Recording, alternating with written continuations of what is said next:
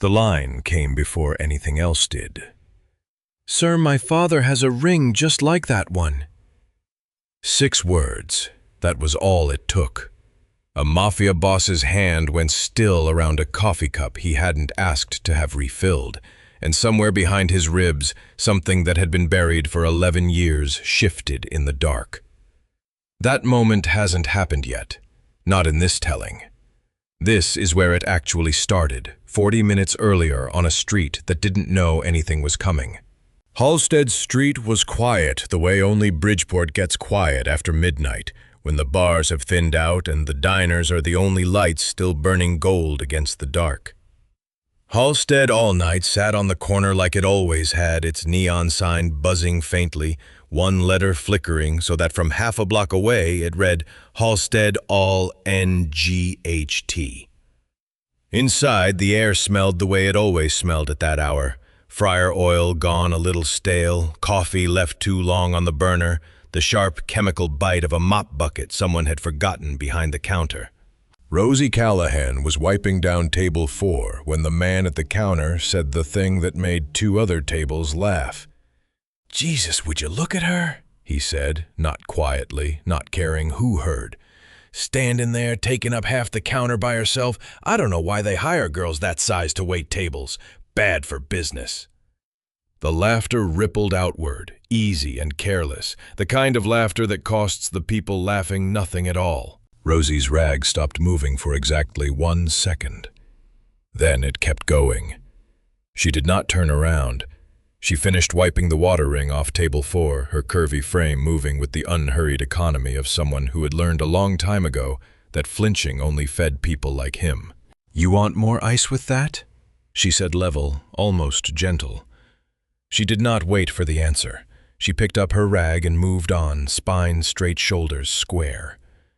27 years old, hair the color of dark cider pulled up in a loose knot, fighting its way out of its pins since 3 in the morning, and eyes the pale green of new spring grass, eyes that if anyone had bothered to look closely, held something far too tired for someone her age.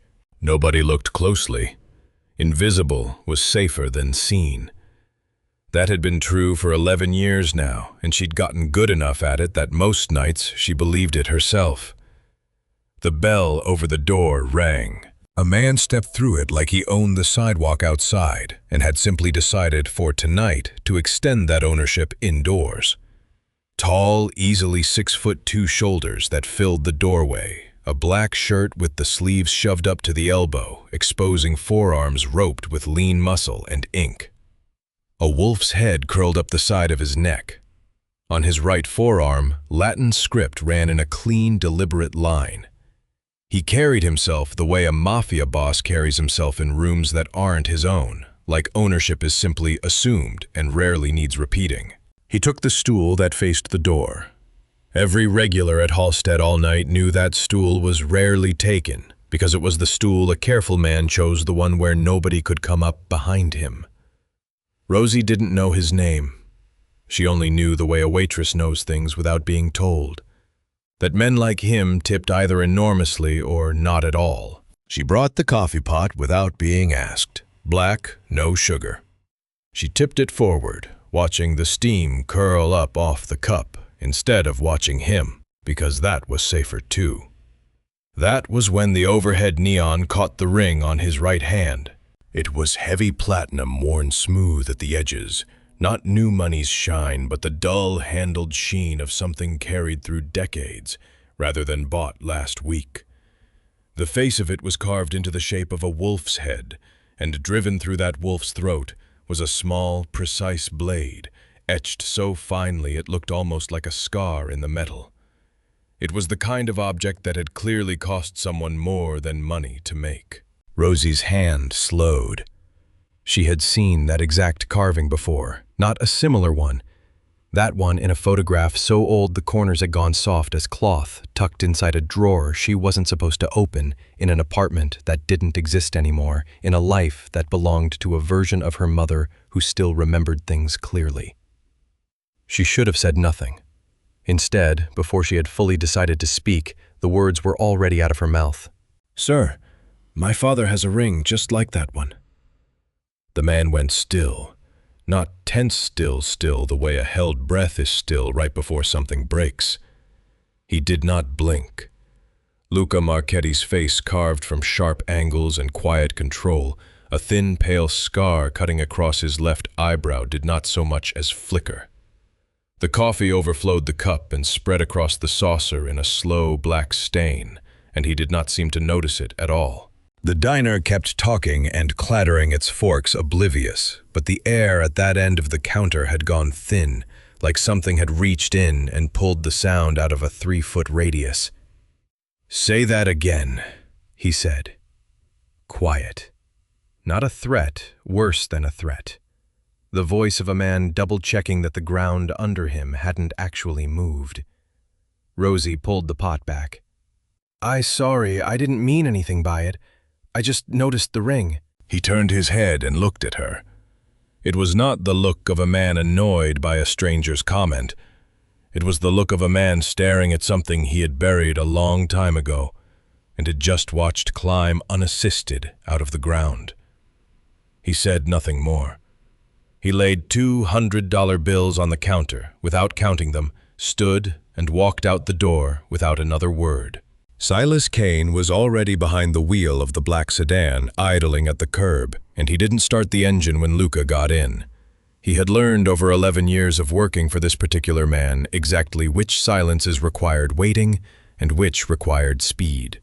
This was a silence that required waiting. "Every Callahan who's lived on the South Side in the last 15 years, Luca said finally, voice low and rough. "Start with the father." Silas pulled up the diner's tapped security feed on the dash screen and zoomed on the ring. "This alloy only showed up in one shipment 11 years ago. The buyer signed a false name.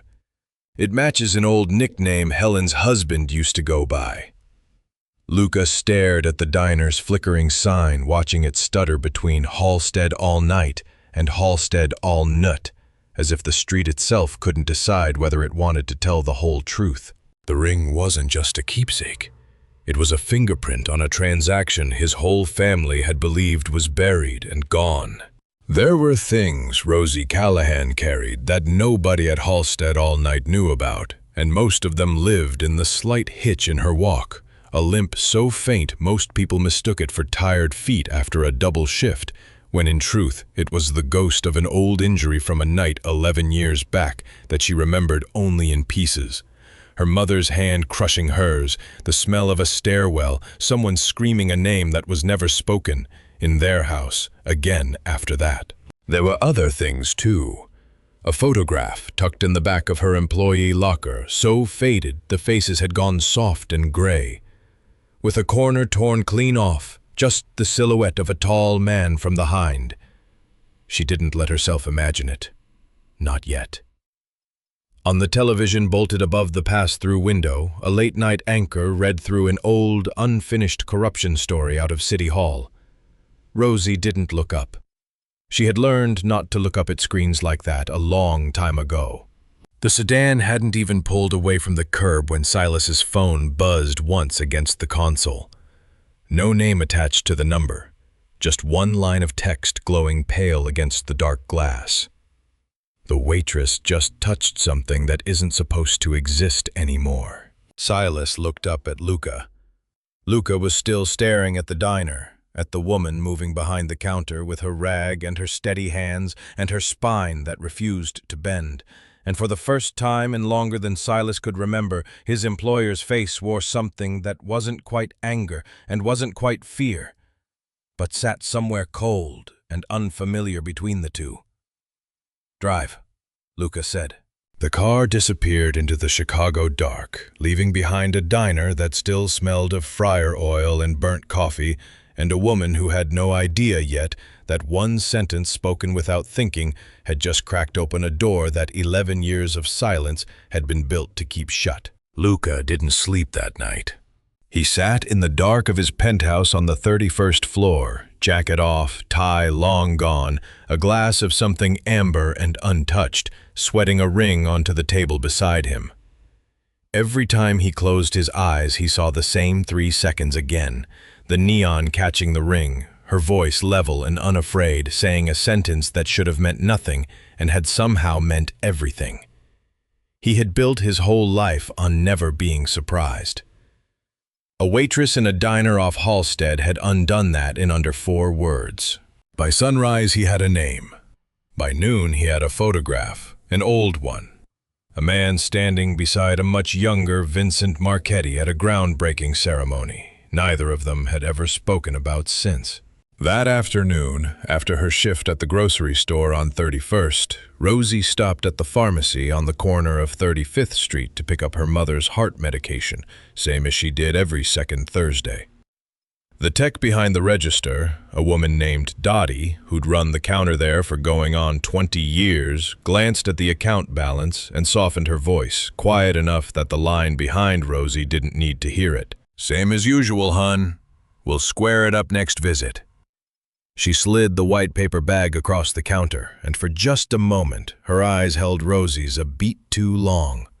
The kind of look that meant something Rosie didn't have the energy to chase down that day. Her apartment sat 2 flights up in a walk-up on the edge of back of the yards.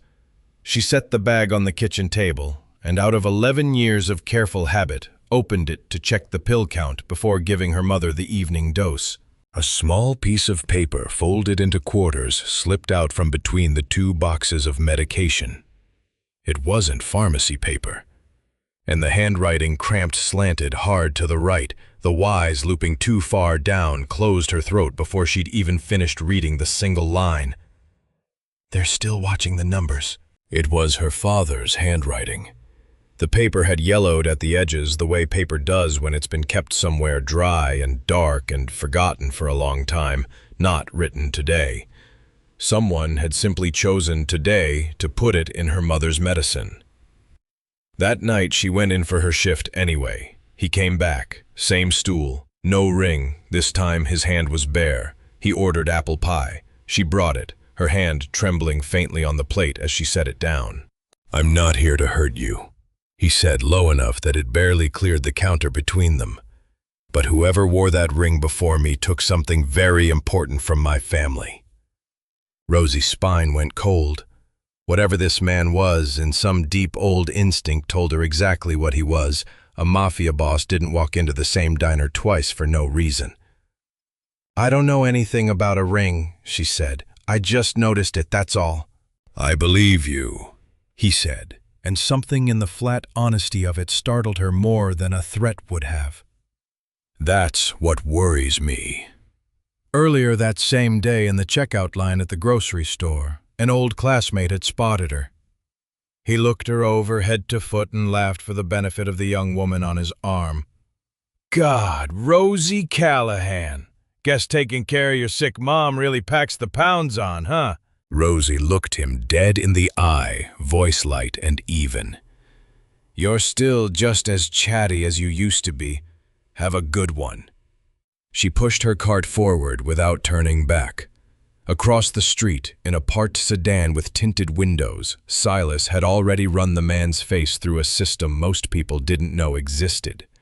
3 months earlier, he'd taken a cash payment from a shell account tied to Vincent Marchetti, payment for reporting the daily schedule of the Callahan girl. The man who had laughed at her body had been selling her movements for months.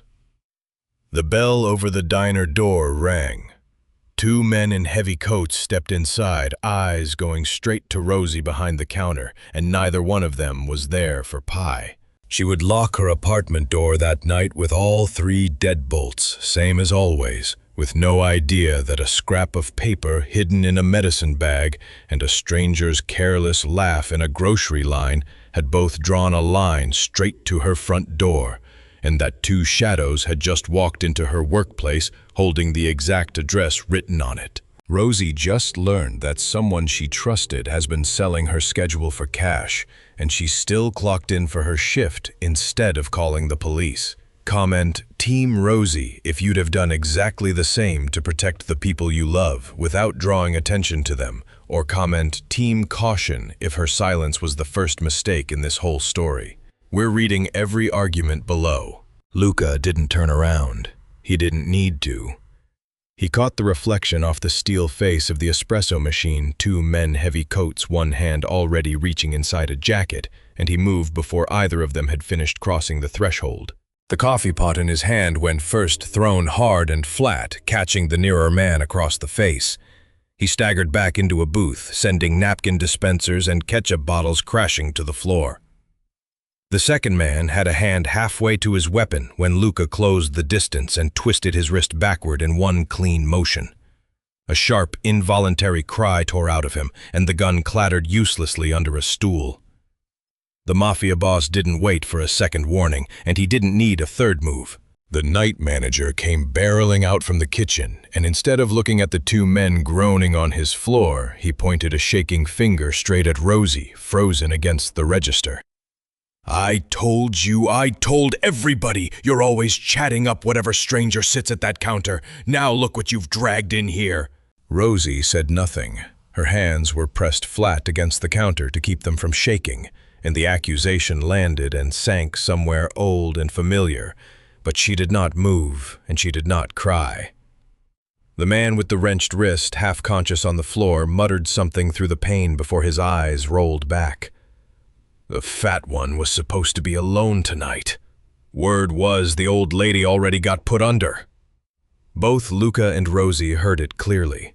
Luca wiped a smear of coffee from the counter near Rosie's hand with a clean napkin, voice dropping low enough that only she could hear it. They didn't come to rob this place. They came for the ring. And if they know where you work, they already know where your mother is. He pulled her toward the back exit. The sedan was already running. A few blocks into the drive, Rosie's voice suddenly steadied so abruptly that Luca's eyes found hers in the rearview mirror. They came in at 2:17, she said. The one on the left was wearing hard rubber-soled boots, the kind only sold at that one tool supply store in Pilsen. 3 months ago, someone attacked one of your men near there. Same boots. Luca went silent, studying her in the mirror. For the first time, it occurred to him that the waitress in his back seat wasn't someone who simply needed protecting. She was handing him a piece of the puzzle his entire team had missed. One of the injured men's phones lit up on the diner floor behind them. Is it done? Vincent is waiting. A second line appeared beneath it a moment later, and Silas slammed the brakes so hard the tires screamed against the wet asphalt. What? Luca said. It wasn't a question. Silas turned the phone toward the back seat, jaw tight. Address confirmed, back of the yards, mother alone. My mom! Rosie's hand flew to her mouth. We're already moving, Luca said, and the car surged forward. They reached the block in under 6 minutes. The building's front door stood ajar. Rosie was out of the car before it fully stopped, sprinting up the 2 flights with a speed that surprised even her, Luca a step behind, Silas covering the stairwell below. Her apartment door hung open an inch. The chain, the one she checked every single night without fail, had been cut clean through.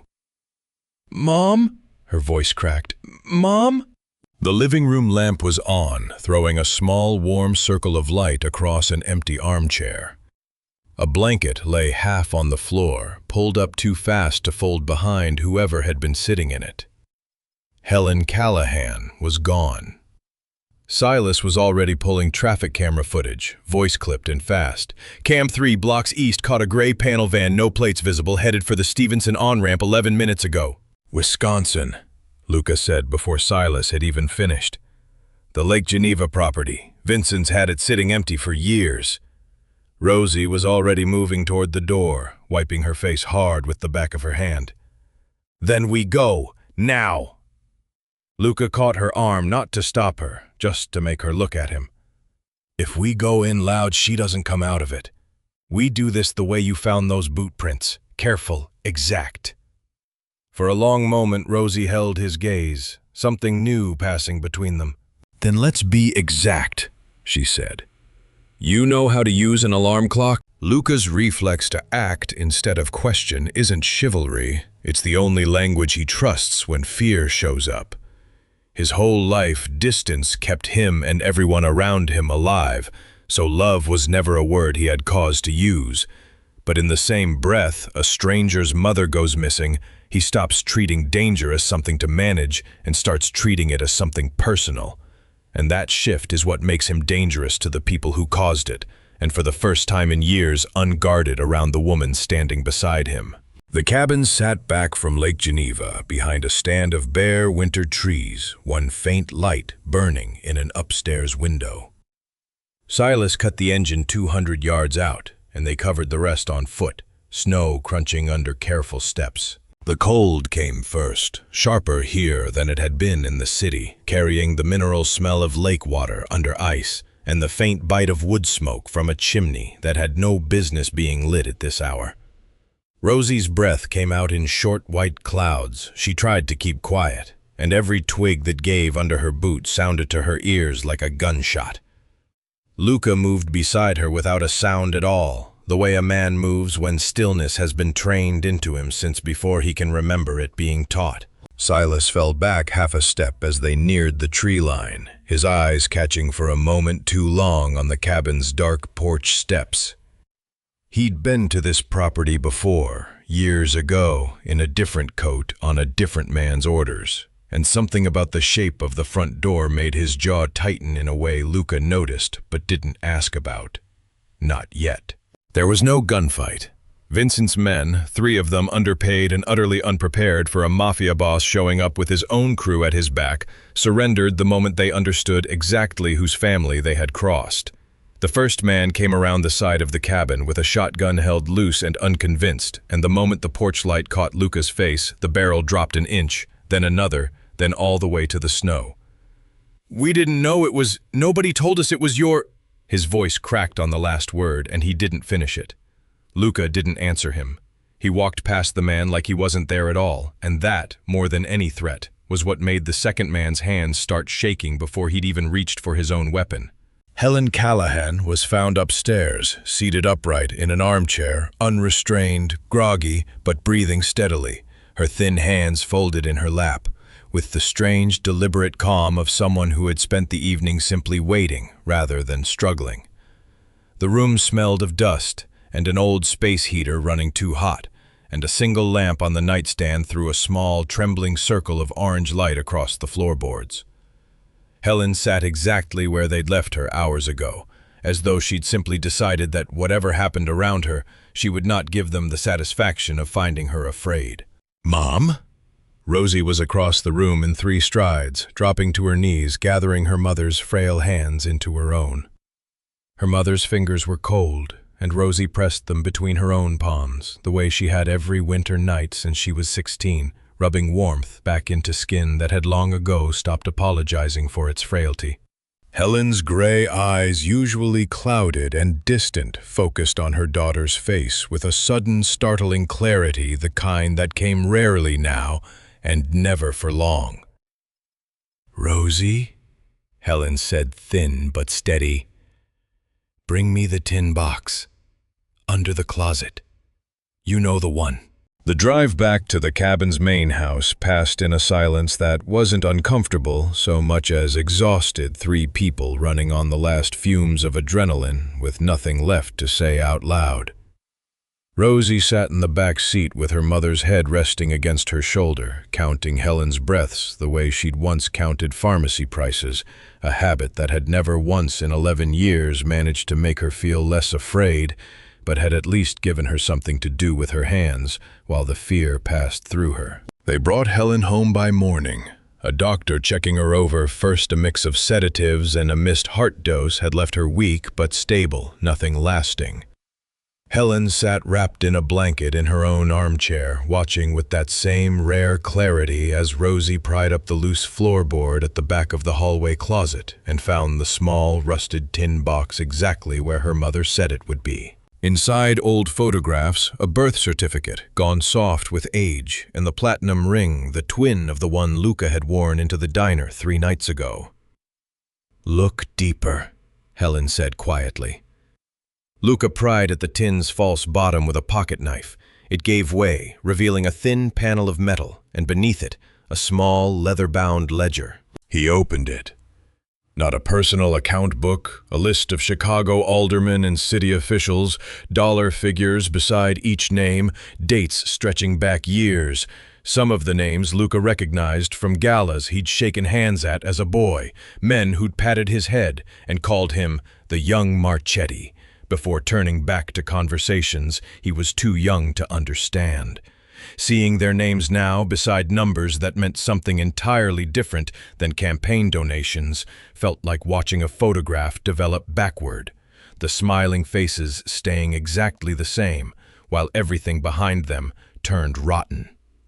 Names Rosie recognized faintly from a late-night broadcast she'd never once looked up at, the dead corruption story from City Hall that never quite closed.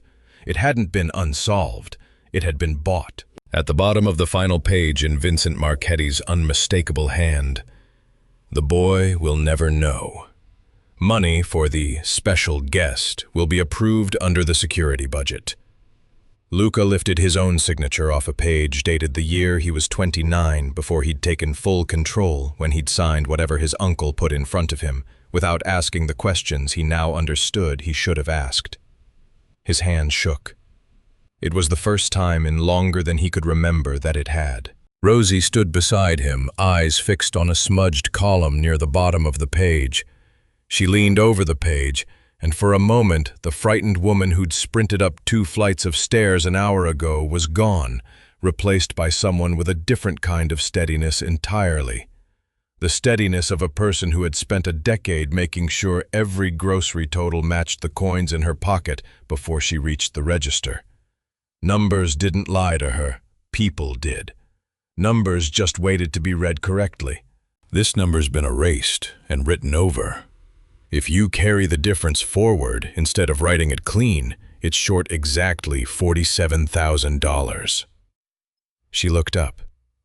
That's the amount that's shown up in my mother's hospital billing every quarter for 4 years, since the year she was diagnosed.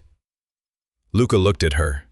It wasn't fear in her eyes anymore. It was the sharp, unhurried focus of someone who had survived by counting every dollar, never once letting a number slip past unnoticed. For 11 years, Luca measured his worth in what he controlled: territory, loyalty, outcomes. His own signature at the bottom of that ledger strips that comfort away in a single instant. Control without full knowledge isn't power, it's exposure. A door left open for someone else to walk through and use his name. His shaking hand isn't fear of Vincent. It's the cold realization that he could have caused real, irreversible harm to an innocent family and never even known their names. Silas hadn't moved from the doorway since they'd carried the tin box inside, and something in the careful stillness of him finally made Luca turn and look.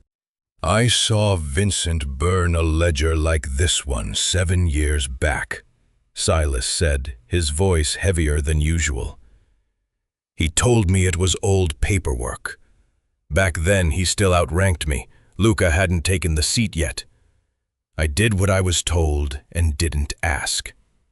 He said it plainly, without asking for forgiveness in the saying, the way a man reports a fact he's made peace with, disliking about himself. "I was 23.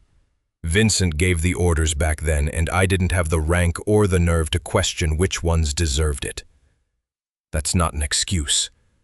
It's just where I was standing." He looked at Rosie. There was one page he didn't get to burn because somebody knocked on the door before he finished. That was your father. He tore the page out before they took him. Helen made a small sound from her chair, her eyes still sharp in this brief window of clarity. She whispered a name, quiet, unfamiliar to everyone in the room. Her husband's real name, the one he had carried before he changed it, before he disappeared 11 years ago, to keep his family safe, and before he was caught 7 years later, still watching from the shadows he'd never quite been able to leave. Rosie's throat tightened. "Then who's been leaving the notes?" "The one in the pharmacy bag, Dottie," Helen said softly, and it was the clearest sentence she'd spoken all year. "Your father asked her to hold on to a few things, a long time ago. Told her when to use them." Rosie sat down hard on the arm of the chair. 11 years of silence, and the answer had been standing behind a pharmacy counter 3 blocks from her apartment the entire time. Helen's breathing changed a moment later, shallow, uneven. The color had gone out of her face. So quietly that nobody noticed until her hand slipped from Rosie's grip and hit the arm of the chair. Between the sedative still working through her system and the missed dose of her heart medication, her body had been running on borrowed time since the moment she was taken. "Mom!" Rosie was across the room, instantly catching her as she slumped sideways. Luca was already on the phone, voice hard and fast, ordering a doctor to the house within minutes. It was Rosie, would think later, the strangest thing she'd witness all night. Not the ring, not the ledger, not even the blood that would come later, but the sight of a man who had just broken another man's wrist without blinking, now speaking into a phone with his free hand pressed flat and gentle against an old woman's shoulder, as if his palm alone could keep her tethered to the room. Rosie held her mother upright, murmuring low and steady, and Luca stood over both of them, holding the open ledger like it might detonate, because in every way that mattered, it already had. Outside the kitchen window, a car with its headlights switched off sat parked less than 200 yards down the road, engine ticking softly in the cold. Morning came pale and gray over Lake Geneva, the kind of stillness that only ever settles after something enormous has finally stopped moving.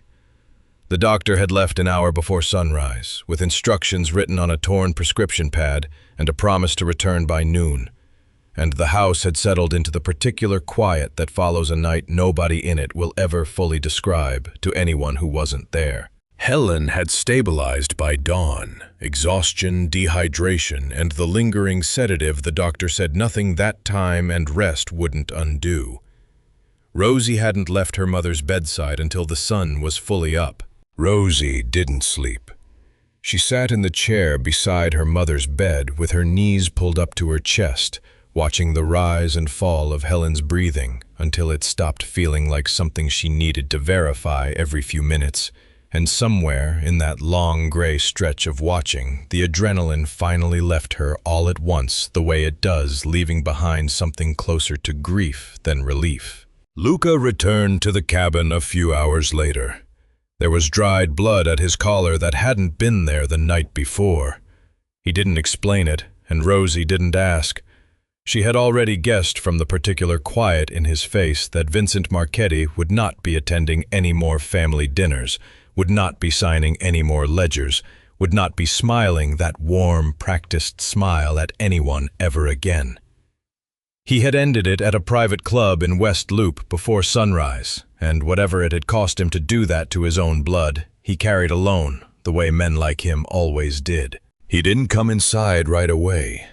Rosie watched him from the kitchen window, standing at the edge of the tree line for a long minute, with his hands loose at his sides, not like a man deciding whether to enter, but like a man giving himself one private moment to be only a person who had just lost the last of his family, before he had to be anything else for anyone waiting inside.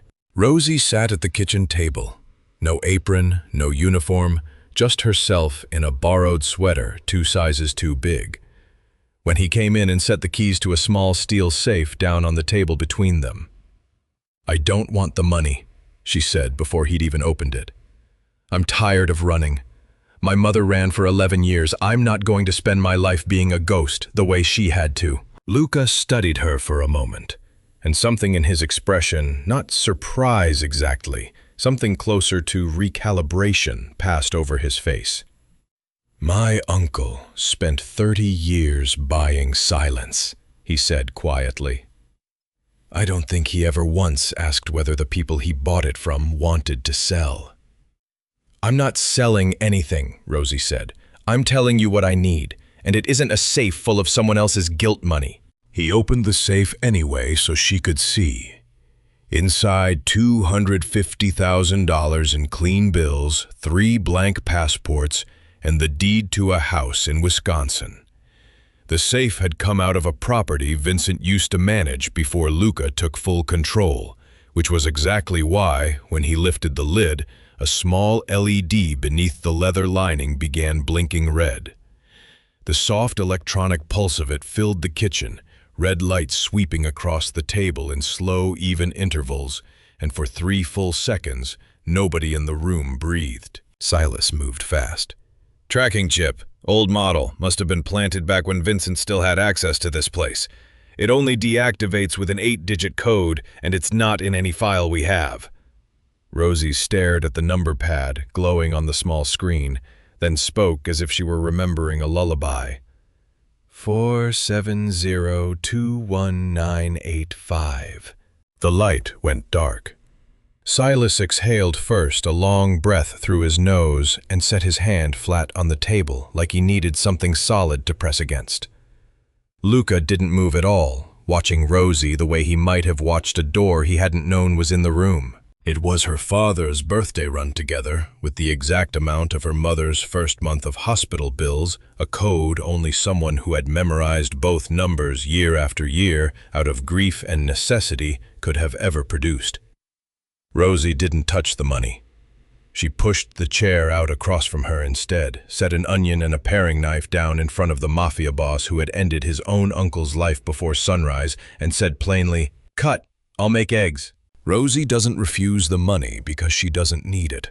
She needs it badly, and both of them know that. She refuses it because money handed to her without her having chosen the terms feels like every other moment in her life when someone else decided what she deserved before she'd said a word. Taking it now would mean the 11 years of counting pennies and holding her spine straight had bought her nothing but a payout. What she needs instead is proof that it was dignity, not desperation, that finally changed her circumstances. Luca picked up the knife she'd set in front of him and looked at it for a moment, like he wasn't entirely sure what to do with a task that small. Then he pulled out the chair, sat down across from her, and began to peel the onion in silence. And for the first time since Rosie had met him, he looked less like a man running an empire and more like a man simply glad to be given something ordinary to do with his hands.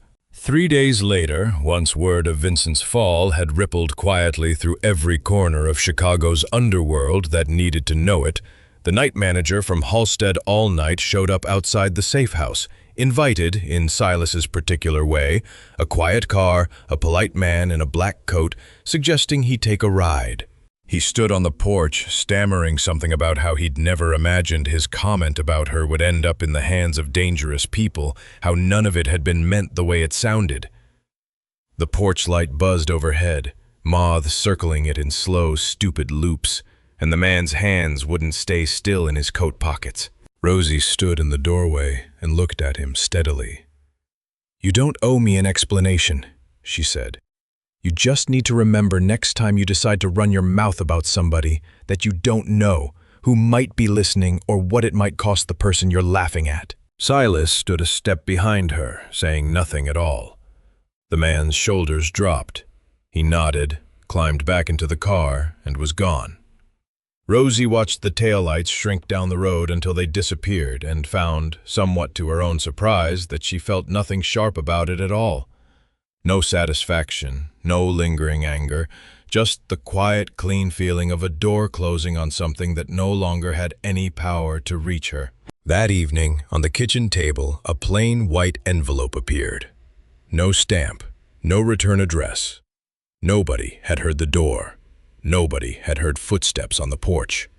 It was simply there when Rosie came back from checking on her mother, resting square in the center of the table as if it had always belonged there. And the faint, familiar smell that clung to the paper, something between rubbing alcohol and peppermint candy, was the only clue she needed as to who had carried it.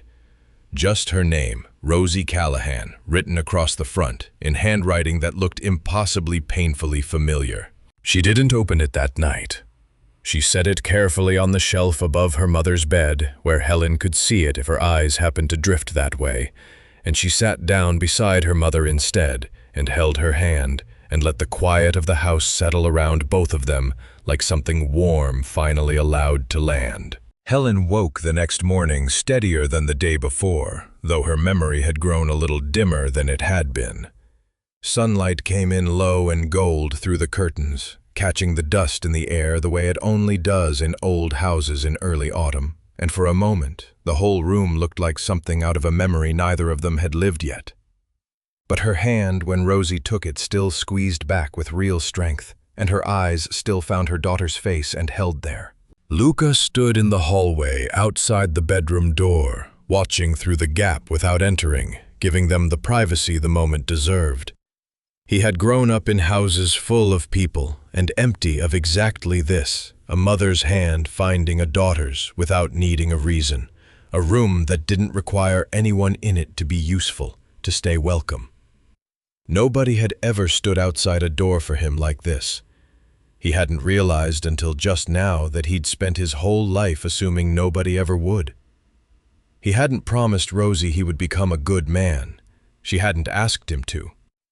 There was an honesty in that arrangement neither of them had expected to find comfortable, and yet somehow it was.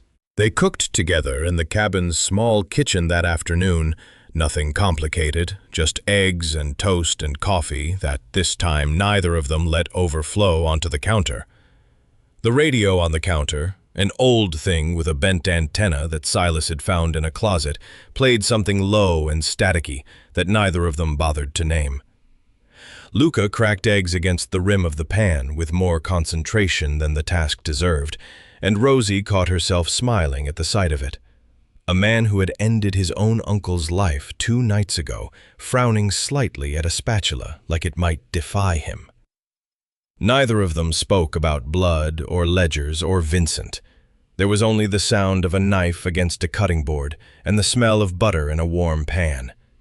Ordinary and unhurried, the kind of quiet neither of them had been allowed in a very long time. While she washed the dishes, Rosie mentioned almost offhand how she used to memorize the price of every medication on the pharmacy shelf just so she'd know instantly without asking whether she could afford it that week. Metformin was $11, she said, not looking up from the sink. Lisinopril was $6. I knew the price of every heart pill in that store before I knew the names of half my own coworkers. You start doing math like that, it doesn't really stop. I still do it in grocery stores, probably always will. Luca didn't interrupt her. He listened the way he hadn't let himself listen to anyone in years. Nobody ever taught me to count anything except leverage, he said eventually, drying a plate slower than it needed. Who owed who could be trusted with what, how much silence cost that week. I was better at that math than you'd want to know. I just never thought there was another kind worth learning. He set the plate down. I think I'd rather learn yours. And somewhere in the middle of her plain, unremarkable story about surviving on memorized numbers and careful math, he understood that he had fallen for exactly this, not the drama, not the danger, but the way she had simply refused every single day to break. She reached up without quite deciding to and touched the black wolf inked along the side of his neck. His skin was warm under her fingers, and for the first time since she'd met him, she felt no ring, no blade, no weight of anything he carried for anyone else. Just a pulse, steady and human, exactly where she'd touched it. He didn't pull away.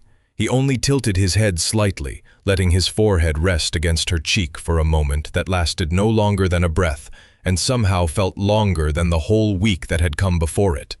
Later, in the quiet of the evening, Rosie finally opened the white envelope.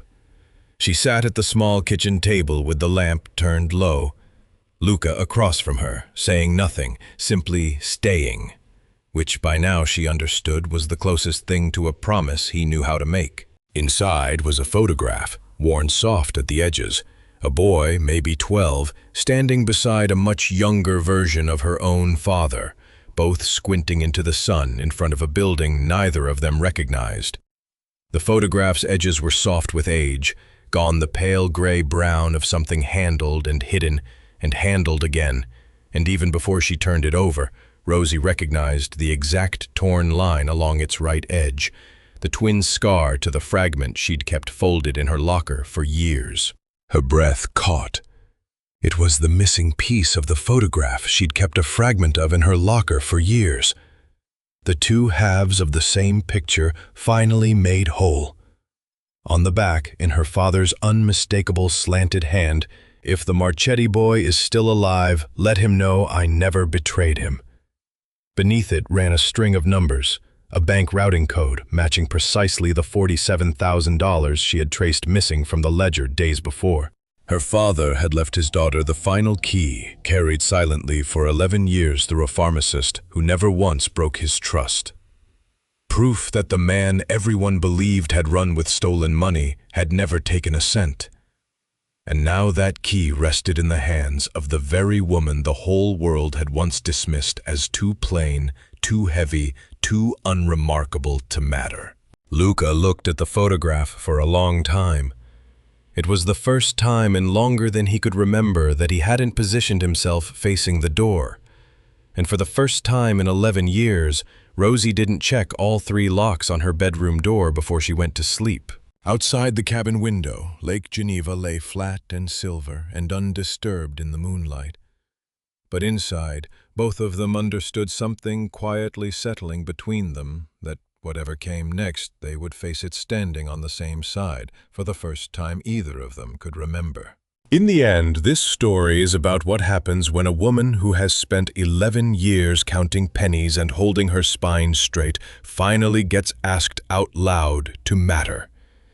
Rosie Callahan was never rescued. She was recognized, and recognition, not rescue, is what actually heals people. If you're the one in your family who remembers the pharmacy schedule, the second cousin's birthday, and which grandchild takes their coffee with cream, that memory isn't a small thing you carry quietly in the background. It's proof you've been paying attention all along, and it deserves to be written down before it feels urgent, not just kept in your head. If you've been managing your husband's or wife's affairs alone since they passed, call one person this week and simply tell them what you're carrying. You don't have to ask for help to deserve company while you carry it. And if someone once laughed at you for being too much of something, too slow, too soft, too heavy, too old, you're allowed to let that comment go unanswered and let the rest of your life answer for you instead.